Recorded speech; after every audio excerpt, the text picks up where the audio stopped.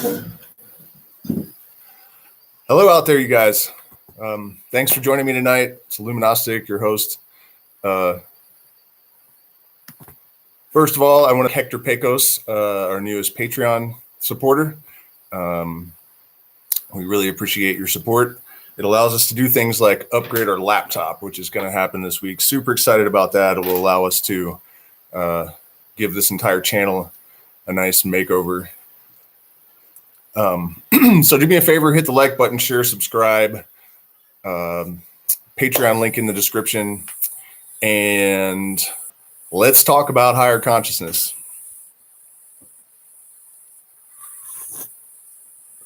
And how we can draw on different traditions and different techniques to safely accelerate our path. It has been determined beyond question at this point that our consciousness has some influence on the behavior of subatomic particles. There is a study that was done with meditators in Washington, D.C., maybe 20 years ago, where they had a very large group of very advanced meditators focus on bringing the crime rate down in Washington, D.C. in the month of July, I think, when it was at its peak. And for those of you that might not know, at that time in Washington, D.C., it's 100 degrees. And so the chief of police got wind of this experiment, and he said, he went on record saying, the only thing that is going to lower crime rate in Washington, D.C. by 20% in the month of July is 2 feet of snow. And so the meditators did their meditating, and indeed, the crime rate dropped by 20%. And I think that there are a lot of other ways that we can understand this without even abandoning science. And I think that's really important, that the new evolutionary stage in spirituality is that we do not accept ideas that require us to abandon reason and science. I think that you can be on a spiritual path and still have a totally integrated ontology or an ontology that fully integrates a scientific understanding with a spiritual understanding. And if they don't jive, then you may need to reevaluate some of your ideas. But so as far as an energetic state of one being having an effect on another, in close range, there's something called entrainment, which has to do with if two pulses, whether it is a subatomic clock, two of them, human heartbeats, electromagnetic waves, if they are in close proximity, the cycles will eventually sync up. And in the case of something like a subatomic clock, it's very, very slow and very, very minute. But there is this tendency for what is basically an expression of dissonance to resolve itself in harmony. And it also indicates that something like our brain waves or the energy of our being would have some impact on people everywhere. And I can say that with confidence because of the law of entanglement. We know that subatomic particles will respond instantly from any distance if they've ever been entangled. And so, of course, that defies relativity. It implies that information is moving faster than the speed of light, or it implies that everything is actually in the same place somehow, and that this perception that we have of separateness is actually fundamentally an illusion. And for me, when physics dovetails with so many ancient mystics, this is the kind of correlation that I believe when Albert Pike, the great Freemason, said that the true scripture is writ large upon the land. That is the kind of thing that he was talking about, that these events and circumstances that develop, such as modern physics corroborating observations made by ancient mystics, excuse me. This is like a God wink. This is like, where we get our confirmations, our spiritual sustenance, based on real observable events.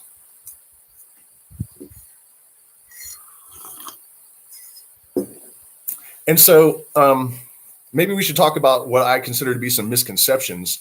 I think a lot of people have a sort of all or nothing perception of what the attainment of higher states of consciousness actually is. I think that it's just as gradiated as a spectrum of light. And so for every potential point on that full spectrum, there is a possibility that is eventually fulfilled. And so I think the range of potential states of consciousness for us is infinite, and that each one is fulfilled. I also think that that sort of model applies to all things that have variation. So this is why we see people with such varying expressions of gender, because there is a male to fulfill every possible point on the feminine energy integration spectrum, right? You guys follow me? So I think everything is like that, and consciousness is no exception. In fact, it seems that consciousness is actually the underlying thing. It is the truth.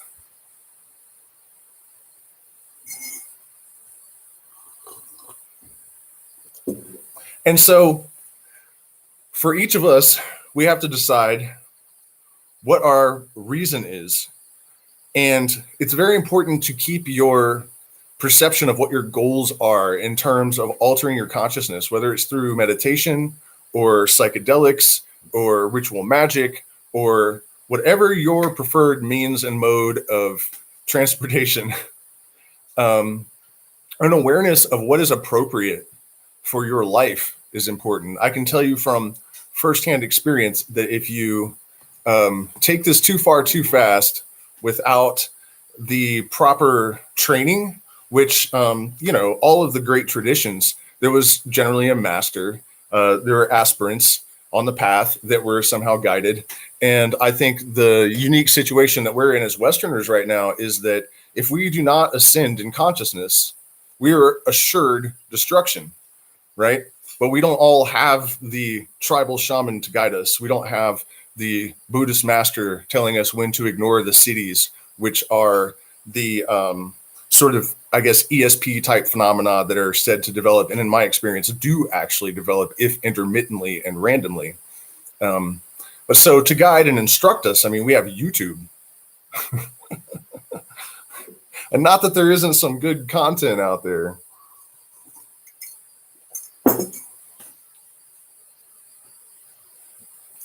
But if you push yourself too far too fast, you can find yourself totally unattached to material things. For example, walk away from everything you own. It's very important to stay grounded. And so let's talk a little bit about the process and why it works and how to take advantage of these things. The first thing that we all must do is deal with our trauma, unresolved guilt, feelings of not deserving, psychotherapy, which is actually a very simple technique. To some extent, we can apply it to ourselves. It is basically the old story of the children realizing the witches put a spell on them, and that is enough to break the spell. It's really not quite that simple, but almost. And what you will find is that if you are able to analyze your influences and draw them back to the seed, the original traumatic event, just that process will free you from the influence of that trauma to some extent. If you have combined this psychotherapy with other practices, such as responsible, educated, hopefully at first guided use of entheogens and other psychedelics, a specific meditation regimen, I personally very strongly suggest pranayama, because I think that the brain's capacity to rewire is dependent on oxygen. So this is can be thought of as like the biofuel that the brain uses in part to build itself. So in the practice of pranayama, you're inundating the brain with oxygen, you're holding it in, you're exhaling, and during the exhaling process, I like to think of exhaling all of that which does not serve us, right? so that you should feel like this almost like negative, dirty essence kind of leaving you with every breath. And it's amazing how much better just that will make you feel. But if you are able to go through this cycle of inhaling and holding, exhaling and holding, and you push the lengths of time so that they're wider and wider. You have to be careful, because if you push pranayama too fast, you can end up in seizures. You can't actually damage yourself. I think it takes a pretty extreme amount of effort, but don't get too, hello, Tommy. Don't get too excited right out of the gates and damage something.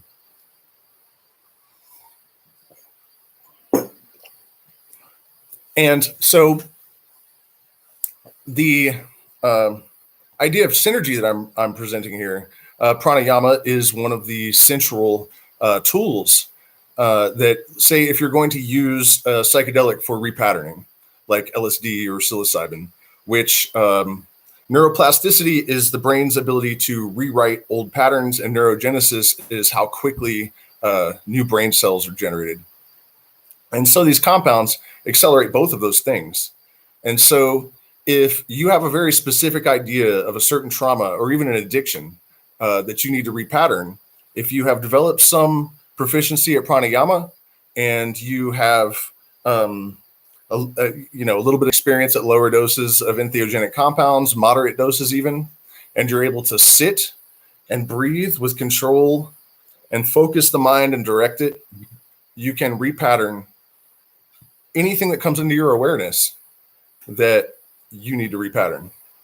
And it sounds so simple that it's one of those like too good to believe kind of scenarios, but it's not. And as evidence of that, I'll try to put a link in the description to a couple of studies, maybe. I mean, you guys can Google it. But LSD single sessions have been successful at ridding people of lifelong addictions, reversing all sorts of psychological aberrations. And so you should not really apply limitations to what might be possible with these various techniques. So why are we doing it? I'm always talking about the gnosis and how, regardless of how you come to these places, it seems that exposure to the universal mind creates more gentle people. It focuses them on being agents of novelty, of creating and definitely not limiting the new expression of order and novelty in the universe. I often say that we are constrained to the will of the life force rather than living in a way that is fundamentally self-serving. Well, thank you, Speciosa Saves. Is that a nice name?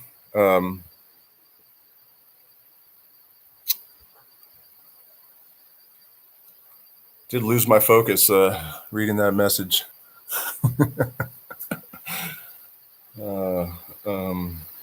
Oh yeah, okay.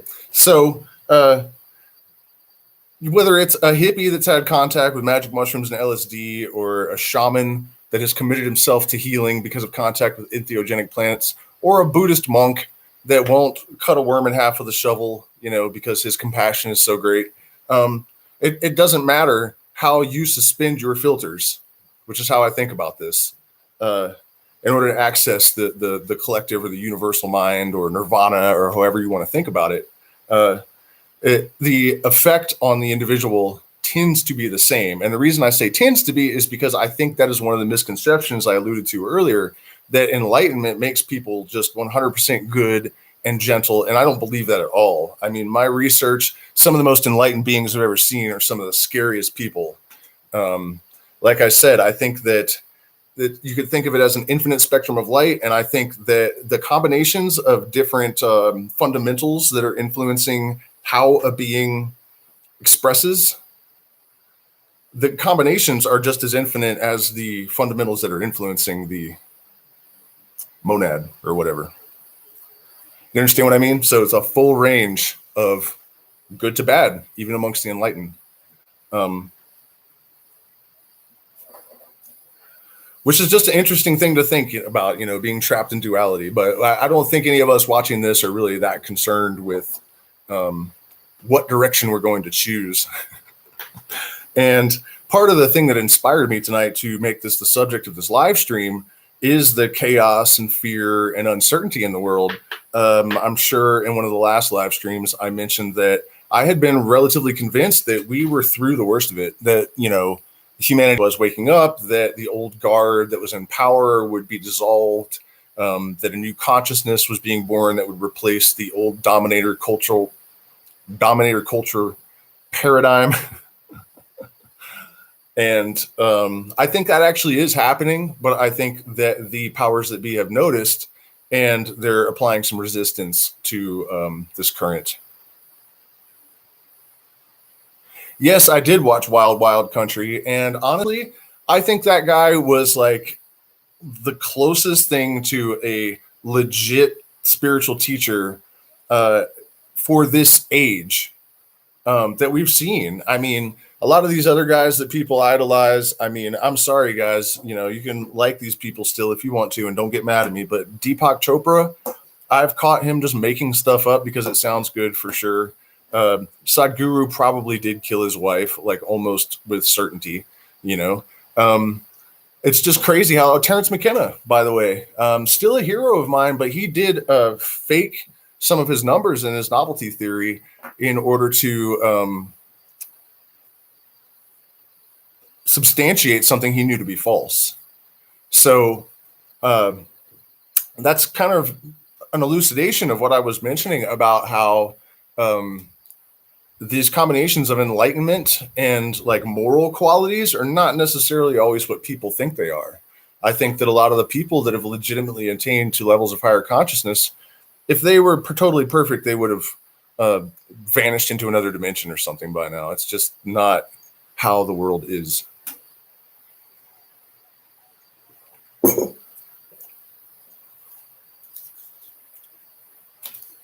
And so the first level is our physical, actually, committing to not introducing anything poisonous like Xanax, benzodiazepines. You guys, the ocean is testing positive for benzodiazepines. That is not okay. That's not good. So SSRIs, benzodiazepines, fast food, eat organic if you can, gotta exercise, all that stuff. So this is your foundation. This is the base of your pyramid. And if the apex is to surpass the stars, how broad must the base be, right? And the base is your physical existence, something that I neglected for many years, and I am trying to rebalance at the present juncture. Incredibly important. And something that we take for granted until it's gone. Trust me, I know. And then the psychological. I know I mentioned this recently, but it bears elucidation again. Israel Regardie, who is a great occultist, wrote a lot about the Kabbalah, which I think is also an amazing tool. He advised that anyone that's setting out on this path gets psychotherapy first. I wish I had taken his advice, because if you discover your true will, you start to understand the laws of nature to a degree that you can actually employ them to transcend limitations, and you start catapulting up towards the stars in your wildest dreams. If you still have self-sabotaging neural nets that have not been repatterned, they will always, like Charlie Brown running to kick that ball every time, she moves it, he falls over and over and over again. You will do this if you have these neural nets for bad relationships, for drugs, self-sabotage, any of them. So you have to repattern the neural nets that are created by trauma. And then you can start worrying about ascending to other levels of consciousness. Because if you don't resolve these things first, it's just not going to do you any good. So at the same time, this is where things start to get really interesting. Once you have dissolved these ideas of limitation about yourself, right? Because if you have these perceptions of limitation regarding yourself, that is going to extend to your experience. So your experience of higher consciousness will be limited because you don't believe that anything you experience really has value. And what you can experience is going to reflect whatever value you perceive in yourself, and no more. So huge. And then the actual experience of expanded consciousness. I think this takes a lot of people off guard. It took me off guard. I think when we realize that we need to expand our consciousness, that we start taking steps, most of us don't really expect our subjective experience of reality to transform as much as it actually does. And I'm talking about synchronicities. I'm talking about precognitions, drastically proved intuition, telepathy. All of these things are increased because I think, what's this? Do you think David Icke is full of shit? Yes. Less so. I think that he experienced some entheogens and he started to try to refocus what he was talking about a little bit. When I was in my 20s, I think he was just, I mean, some of it is clearly just made up. And all of the evidence that is pointed to is so flimsy that it might as well not even be there. You have to be trying to perceive reality of this stuff, I think, by and large, but who knows? I mean, maybe there are reptiles ruling the planet. Personally, I think we all would have been eaten or enslaved by now if that was the case. I don't see why they would have mercy if they were so vicious and evil that they would just take hundreds and hundreds and hundreds of years to constrain a bunch of monkeys to doing their will. I mean, come on, guys. We think just way too much of ourselves or something.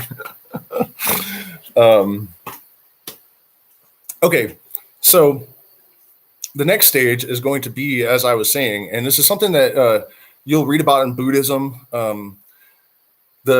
The masters, as I was saying earlier, will tell the aspirants to ignore the cities, which are experiences of precognition, telepathy, remote viewing, because they don't want them to get distracted from the fundamental purpose, which is to achieve nirvana, become free from attachments, and all of the honors and attributes that contact with the universal mind tends to bestow on people that make it that far. Also, while we're on the subject, I think that a limiting belief that is incorrect is that psychedelics and other entheogens are either a cheat, that the enlightenment that they are capable of conferring on people is not legitimate. I think that's complete hogwash. In fact, according to Terence McKenna and several monks, one of which I saw, this guy who's probably in his 30s, and he said that 4 ayahuasca sessions had done more for him than 10 years of meditating in silence in a temple. I mean, the guy was a monk, you know, he would know. And I'm not knocking meditation, but I think that there are a lot of people out there that could do with elevating their level of respect and their understanding of what entheogens are for. And I think it's also worthy of consideration that nature has presented with us with a tool like dimethyltryptamine, because we don't have 10 or 20 years to sit around in a cave trying to achieve enlightenment. We have hours after work.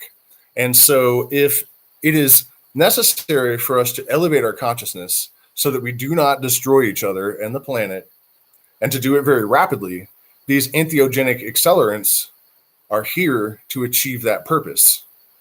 Another monk said to Terence McKenna, supposedly, according to Terence, that DMT, after he smoked it, the DMT was as far as you could go and still come back. I myself believe that I have experienced the highest level merger with the Godhead. 5-MeO DMT users, pretty much everybody that I've ever, actually, I can't think of a single exception. I've never heard of anyone say, yeah, I smoked 5-MeO DMT and didn't merge with the Godhead and enter into unity consciousness. Said no one ever, basically, you know. I mean, you guys, it's a simple biochemical process. We have filters that screen out most of the universe, which is pure consciousness. And so we change our frequency chemically because there are layers, how the universe works, how it translates, for example, consciousness into geometry, into matter, right? And chemical is one phase.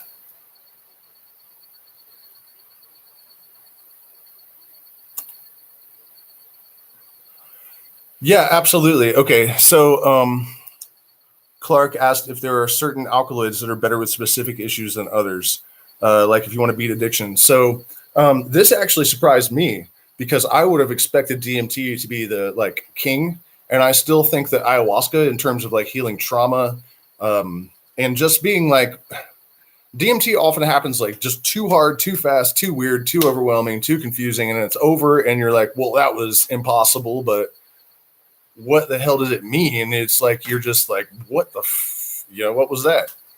So ayahuasca, because it slows it down and it makes it a manageable space, and also I think the influence of the Harmala alkaloids and the combination of the alkaloids, I mean, there's a lot of stuff going on biochemically when you drink ayahuasca. But as far as like healing emotional trauma, I mean, I can tell you guys that in a few hours, I was able to relieve myself of burdens that I had carried my whole life and was unable to free myself of in any other way. And this has only been fairly recently. So I think, for me and for you guys that are watching this all happen,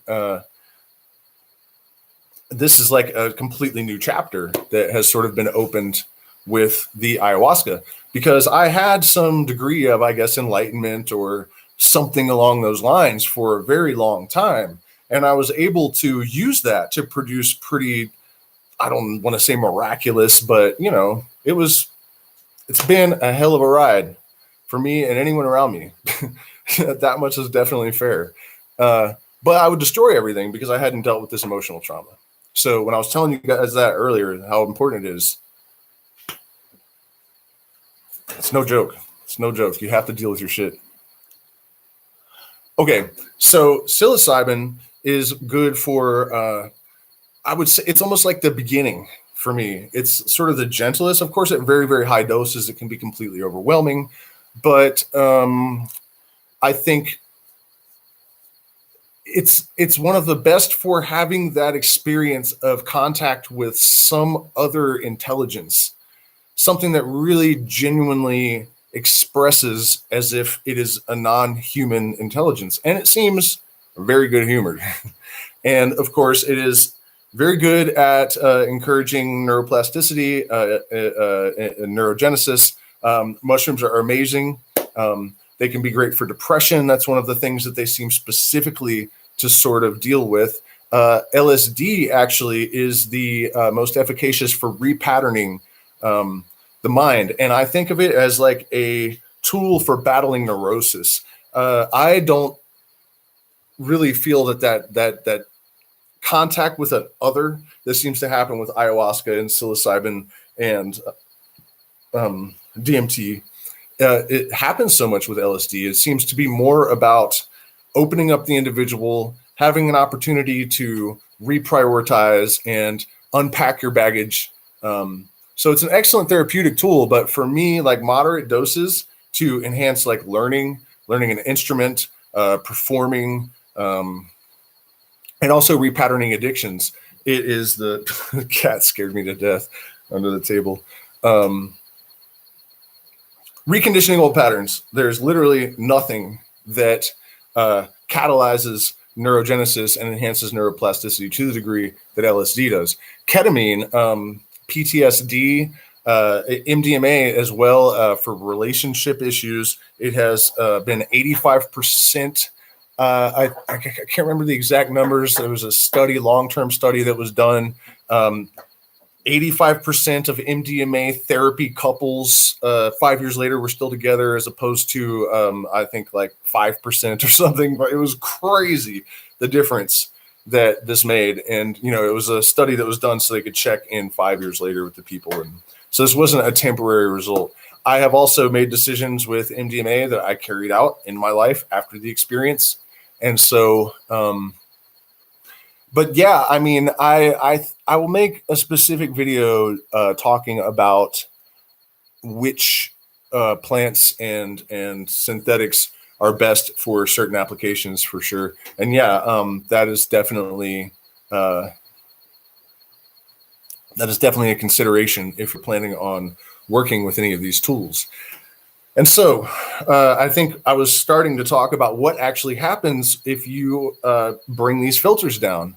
The brain is, first of all, the physical brain is the least understood system in the universe. Like, we know less about it than we do about outer space. The complexity, the infinite complexity of consciousness, this has to be an apparatus that is capable of interpreting signals of extraordinary complexity. And it seems as if this is already happening on some level, because it's been observed that the brain actually creates structures in up to 11 dimensions. And we don't have a need to perceive 11 dimensions in our day-to-day mundane existence. I've theorized that perhaps at high doses of psychedelics, one of the reasons that, or especially DMT, is that the reason it expands consciousness is because the mind, your mind, is forced to perceive something happening in, say, 24 dimensions or whatever. I mean, if you guys have smoked DMT, you know what I'm talking about. And so the brain has to actually structurally adapt just to process the perceptions that are incoming. And so I think once you have this more nuanced brain, and also, you guys, LSD, they did brain scans, and there was literally activity in parts of the brain that there has never been activity observed ever. Meditators, no. So that's another strike against the meditators that say that psychedelics aren't valid. We're literally using more of our brain than they are. Not that we should be separate, because what I was saying about that is, as far as developing your potency as a person that has expanded their consciousness, these experiments that they did, you guys probably know about the double slit experiment, where they shot photons at slits and then they're recorded, right? And they got waves and they got particles alternately. And so some people said, well, it's consciousness that is forcing the particle to make a decision. And other people like me said, no, the camera's not conscious.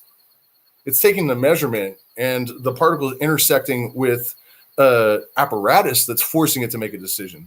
It doesn't necessarily mean that it's consciousness, right? So another guy, can't remember his name, I'll put a link, or you can look at the ESP live stream. I know I put a link to the study in that one, but I didn't talk about what he actually did. He had meditators and normal people come, and they tested the outcome, and they determined that people that did not meditate were able, oh, it says connection unstable. Are we still connected? Can somebody type something? If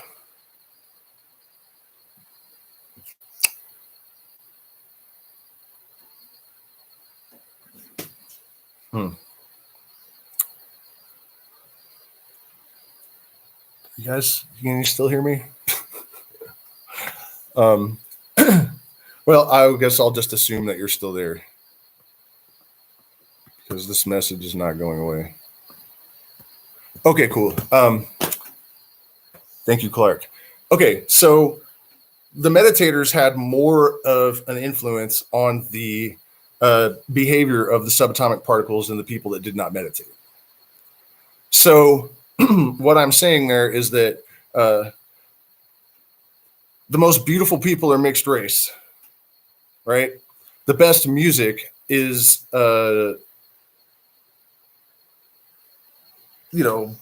blend of a bunch of different genres. And I think the best spiritual system is going to be a blend of all of the most efficacious practices from throughout history. Meditation serves to focus the mind.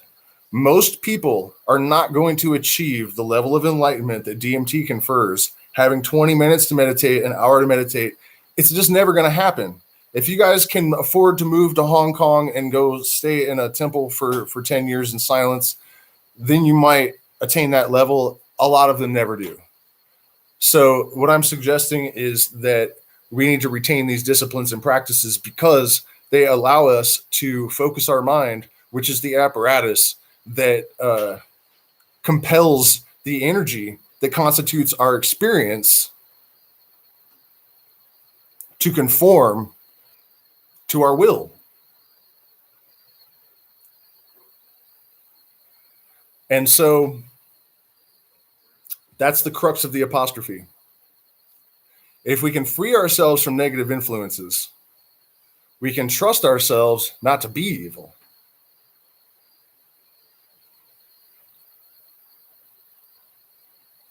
We discover our true will. We constrain every breath, every deed to that singular purpose. We're not ill-content. And we sit in a place in human history unmatched, as far as we know, in terms of the tools that are available to us to accelerate, enrich, inform our practice.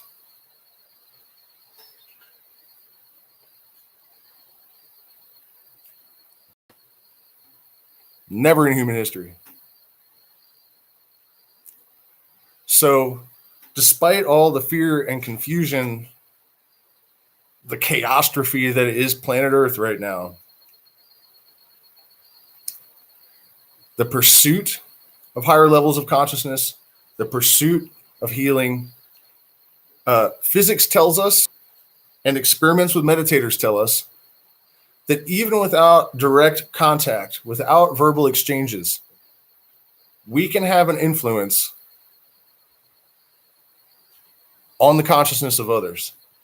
And so if we take responsibility for our vibrational state, for our healing,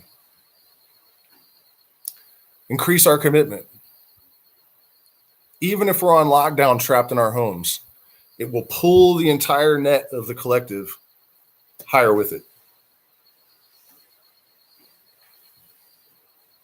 It's true. Did I miss anybody's questions? No. What do you think of LSD analogs like IP-LSD? I don't know how to answer that question. I mean, in general, LSD analogs are going to probably be safe. Well, that's not, shouldn't put it that way. There are ergot alkaloids that might be LSD analogs that would give you something similar to gangrene. You lose your mind, your limbs rot off. It's not good. What I'm saying is I think IP-LSD is actually, it's just basically transformed into LSD on contact with water. I know there's another compound called ALD52 that's been around forever that does that.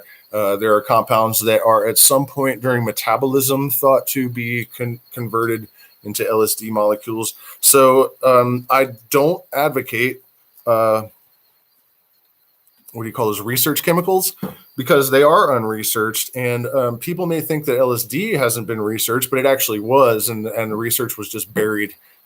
And it's being researched again, but we know for sure that, you know, LSD 25 is more or less non-toxic. I think the LD50 for vitamin C is actually higher than it is for LSD. It is not addictive. It stops working if you try to abuse it for the most part. I'm not saying it's entirely safe, but we know that it's very non-toxic, very non-addictive, and that it actually has a lot of beneficial effects. I don't think that 1P-LSD has really been studied for toxicity or, I mean, it's probably okay. Lots of people are taking it. I haven't heard any horror stories, but you guys definitely should be very cautious with research chemicals for sure. Okay, Hermeticism. We didn't talk about this yet.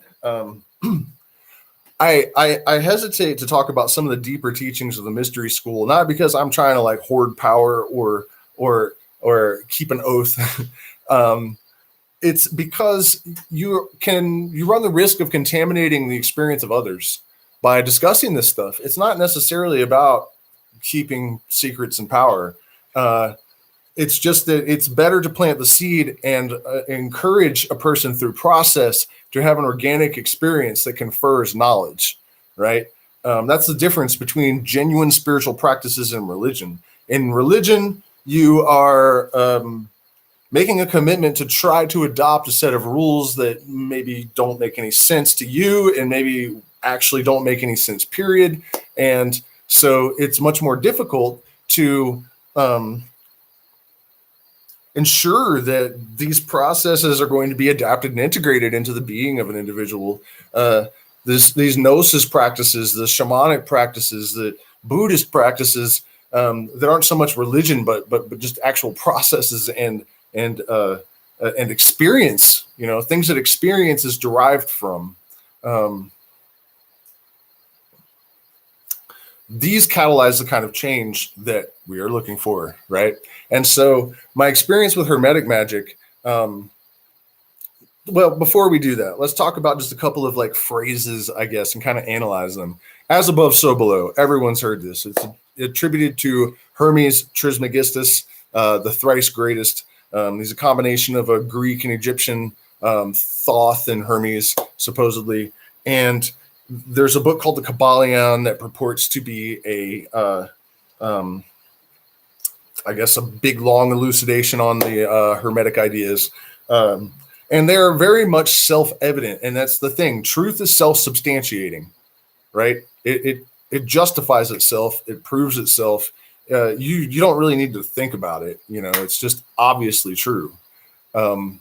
And so as above, so below is one of those. Another thing I've noticed about this is divine knowledge tends to have layers of meaning.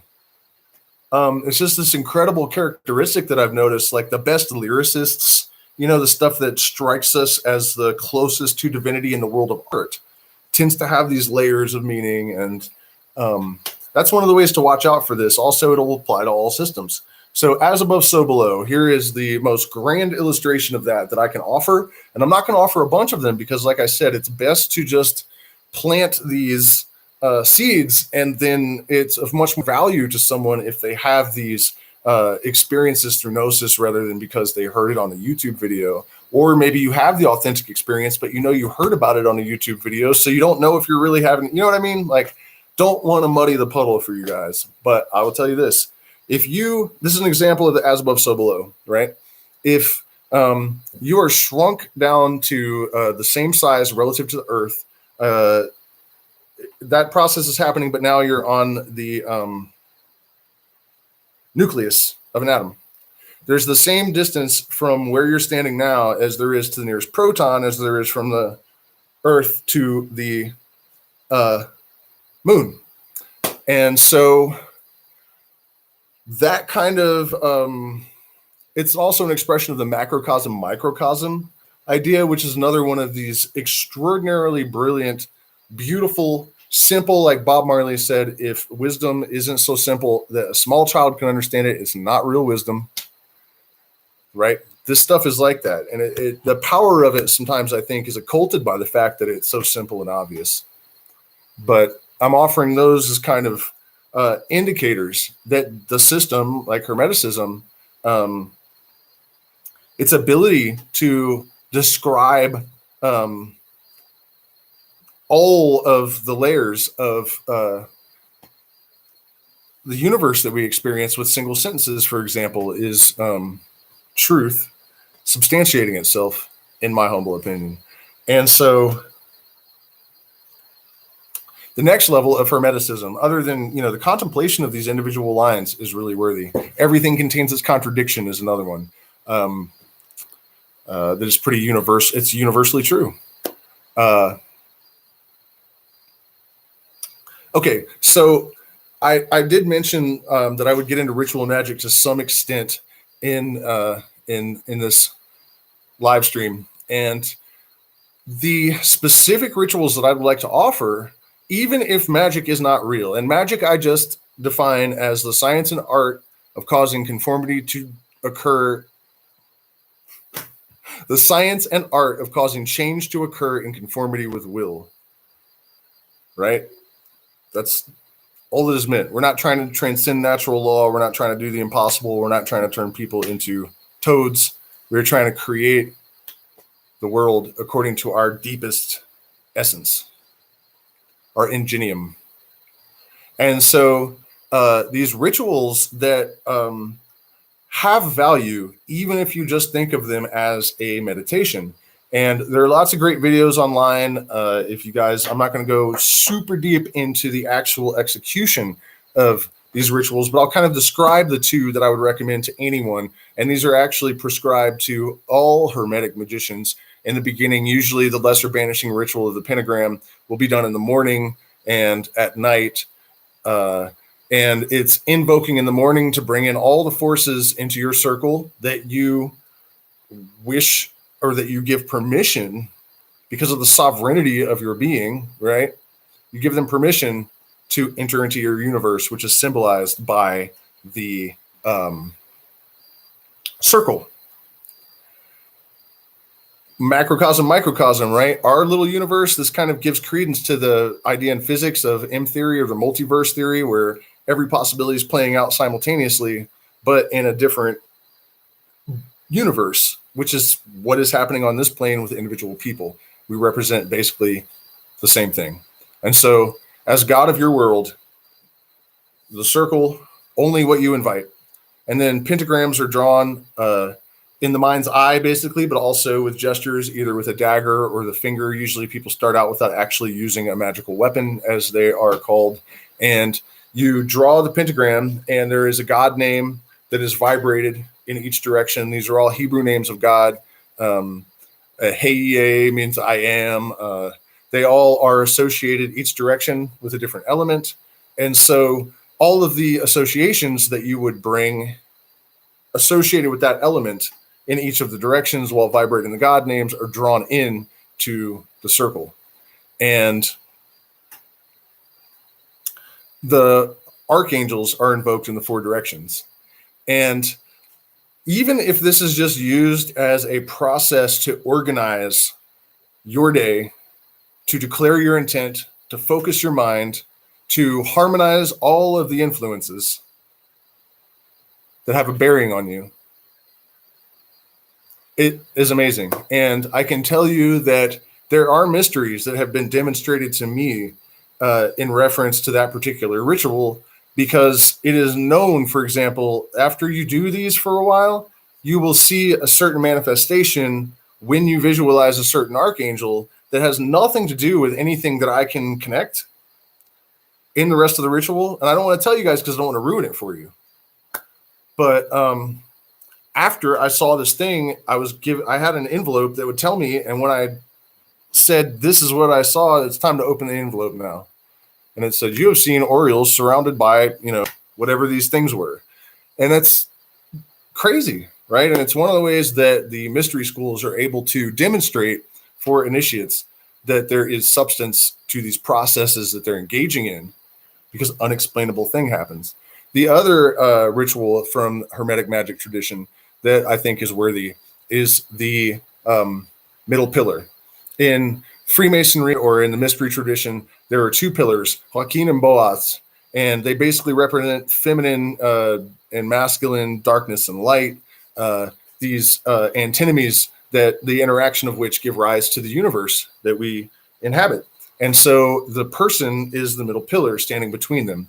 And so Keter, which is like the divine influence or the light of consciousness or the light that gives rise to consciousness, is drawn down from the spear of Keter into a sphere in the throat, into the heart, into the groin, into the feet. And there are specific names of deity that are vibrated to, basically you could think of it as saying, my thoughts are in harmony with the divine. My words will be in harmony with the divine. My heart will be, however you want to think of it, really. But that's just the general idea of in drawing the energy that is the life force, that is the essence of deity into your being to empower you to have right thoughts, right speech, right intent, all the way down to Malkut, which is the feet or the foundation, of the macrocosmic atom cosmos of the Kabbalistic tradition. So very, very helpful. And then the lesser banishing ritual in the evening is exactly the same as in the beginning, except the pentagrams are drawn in the opposite direction. And the idea is that you're casting out all of the stuff that you might have picked up during the day. You're releasing all of these energies, and you're doing so in a coordinated manner, because, you know, the things that you would associate with fire go in this direction. So you're focusing on this specific element of that which you're releasing. And I think it helps you to sort everything out. So it's not just this torrent of energy and information. You have a way of organizing it, distributing it, expelling it, and dealing with it. So ritual magic can be an extremely powerful tool. And it was a very difficult thing for me to engage in seriously, because I just couldn't really see the facility of like mumbling magic words, basically. And it struck me as ridiculous. So I had to get over this hump of taking myself too seriously to even really approach this stuff and see if there was anything to it. And there is. I guess we haven't talked much about the practice of shamanism and how that relates to all this. And the answer is that in a certain sense, it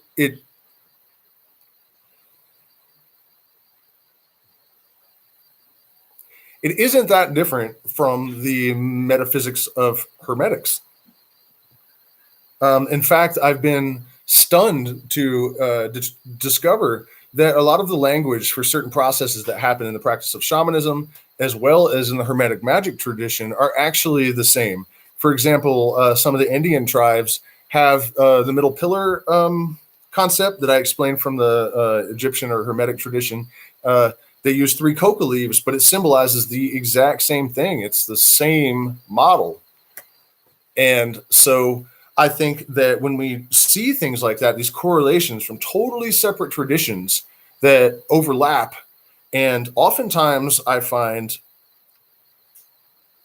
I mean, this is probably a ubiquitous characteristic, actually, that the holes, these different practices have strengths where others have weaknesses. And that's, again, where the power of combining all of these practices really comes from. There are things that are healed by ayahuasca, that are taught by ayahuasca, or that are taught by San Pedro, that you are not going to learn from ayahuasca. There are elements of focus and controlling your thoughts that are probably best derived through meditation. And just as somebody asked earlier about how if different psychedelics have different applications, different types of meditation also are going to be the most efficacious for affecting certain types of transformation.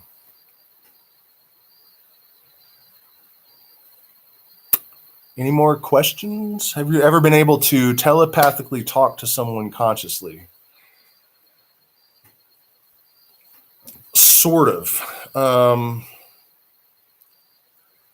I don't know that I was really conscious of it, but it's like you can feel that it's happening.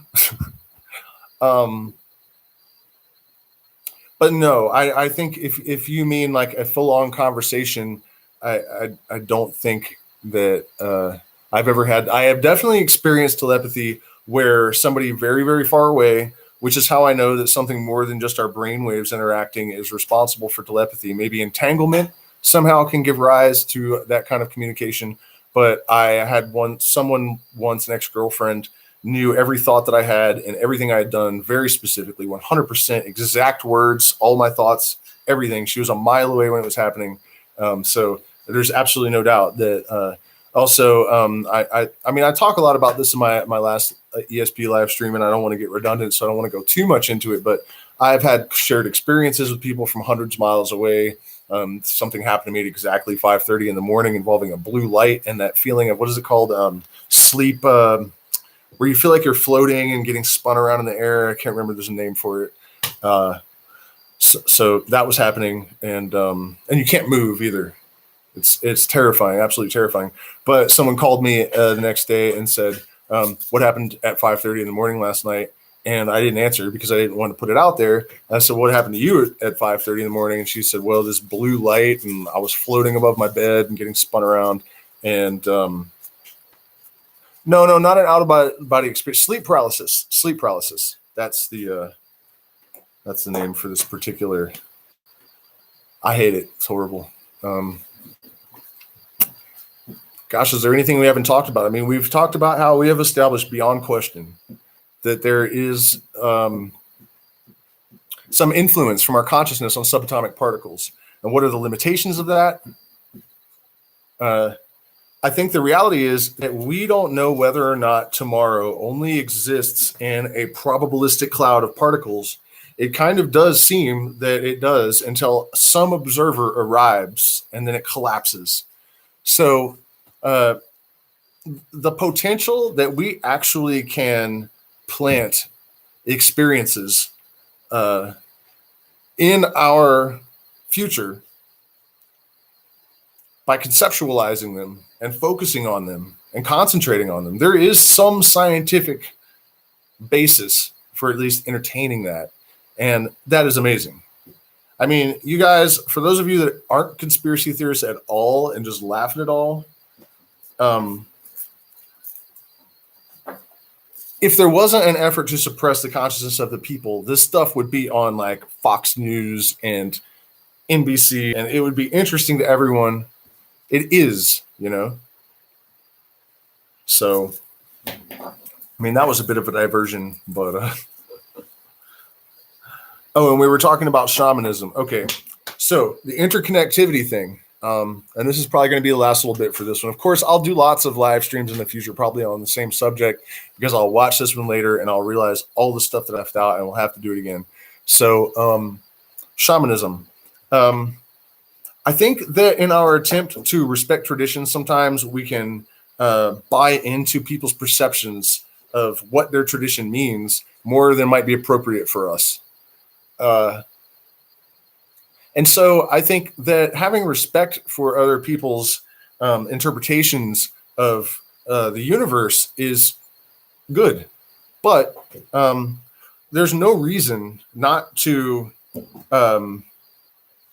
make interpretations based on our position and influence and culture, and you know, and that's usually what I do with shamanism. And it drives some of the shamans that I work with absolutely nuts, because they will say, look, just play along and pretend like you actually believe that these are literal spirits. Well, it's not that I don't believe that. It's just that I don't really totally believe that. You know, I've received information that turns out to be true from these beings. I've seen my girlfriend reach out to hug one that was reaching out for her. This should have been my hallucination, and she's interacting with it. Like, you know, I mean, there's some pretty compelling evidence for me to accept that these beings have some sort of objective existence of their own. But for my purposes at this juncture, I think of it as just consciousness. And sometimes we are able to access like the mainframe, whereas, you know, in our usual state, we're just on Windows or something, you know. I mean, I don't know if that was probably a clumsy analogy. I'm sure you guys understand. So, for example, the existence of ayahuasca and the fact that all of these unconnected tribes all figured it out is pretty much unexplainable, because it's not. Hello, Flezik. What the hell is that, anyways? Flezik.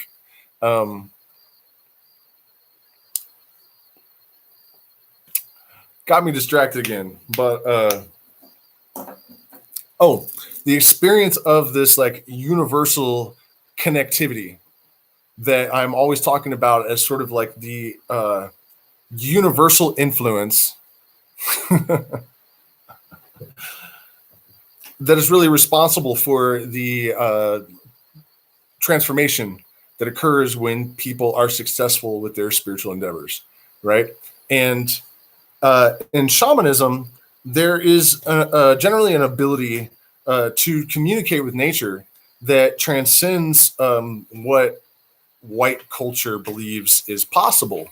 And What I've discovered in all of my research and experience with this kind of stuff is that we actually can understand how it is that a human could communicate directly with a plant without abandoning science and reason. And one of the theories, for example, that's been put forth that I think actually makes sense is that there are biophotons, and this is not theoretical. This much is certain. Every square centimeter of living material that contains DNA is spraying these biophotons at the rate of like 100 per second per square centimeter. So there's tons of them just spraying out for plants, animals, and it appears that the cells can receive information from these little packets of light. And so this is how DNA communicates. And as Westerners, people that have been urbanized, civilized, we have, out of lack of necessity, subjected these capacities of consciousness to de-emphasis and de-evolution. And so when the indigenous person says to us, well, the jungle told us, and the anthropologist just rolls his eyes, the anthropologist has just not developed his art and discipline to the level of the indigenous man and his shamanism. Basically, really, it's like science had some catching up to do, because they could see that the indigenous peoples, I mean, if you guys look through the anthropological record, you will see otherwise normal anthropologists routinely recording Native Americans calling the rain. I've seen this, the wind, I've seen that as well. Boiling water with no fire. There's all these sort of, and they're also very consistent. Like there are certain things that it seemed that they could do with the influence of their consciousness or with the influence of ritual somehow, or however these things are being pulled off. There's consistency from the jungle. As I was saying with Hermeticism and those practices, another one is that if a dark wizard or a dark magician, shaman, sorcerer, whatever is dark, they're turning to the left in the jungles of Borneo, and they're turning to the right if they're a healer. In the Western tradition, we say that you're on the left-hand path if you're working for yourself only, and you're on the right-hand path if your function is about supporting the collective. So these consistencies, I think, give some validity, but got a little bit off track there. The idea is that, for example, it's this incoming biophotons that allow us to discover that of the, however many hundreds of millions of plants or whatever there is in the Amazon rainforest, this one that does nothing alone, when combined specifically with the leaf from this one, with a very specific process that takes hours and hours and hours. I mean, it's crazy what you have to do. It's not like they just mix them together in a pot and it could have been just an accident. I mean, we're talking about 72 unconnected tribes. But again, biophotons, DNA communicating directly with DNA. I mean, that would help to facilitate an understanding of how evolution even happened. Because I'm sorry, blind, deterministic, random chance mutations do not effectively explain life and nature. They don't. I mean, Darwin himself said that the human eyeball was too complex. It refuted his entire theory. Too much,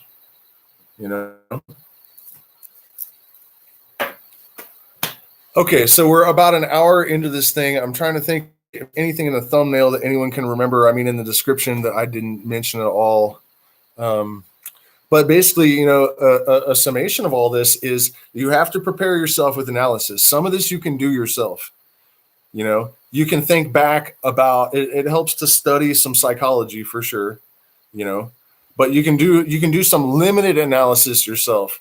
But if I had my own life to do over again before I started to really actually embark on this attempt at manifesting nearly impossible stuff and really trying to take my consciousness to the razor's edge, I would have gotten some psychotherapy first, because we all have these blind spots that we have constructed very, very carefully.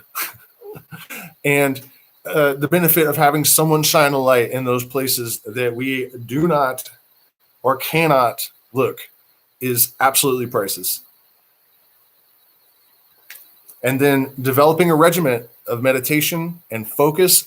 I always advise two different types, because the one is the normal breathing meditation. I think pranayama is an accelerant, basically. But even just, the standard focus on the breath, let the thoughts go without attachment. That is really good to do at the end of the day, just like the lesser banishing ritual of the pentagram is the ritual for night. In the morning, doing a meditation where you choose maybe one of the tattvas and focus on it. So it could be like a blue circle with a yellow square around it or something. And every time it changes, you have to reformulate it and then focus on it again. And that is a very good practice. You'll be amazed at how difficult it is, how the mind will do anything to escape our control. Like, it is like the devil, try to pin it down and master it, man. And it's like greased pigs or something, herding cats. But so focusing in the beginning of the day, letting it all go at night, the two versions of the lesser banishing ritual of the pentagram, using psychedelics effectively, staging them even. So, it might sound counterintuitive, but I think ayahuasca first to deal with your physical stuff and your traumas. And then you can use LSD as a tool for repatterning, reconditioning, accelerating your learning without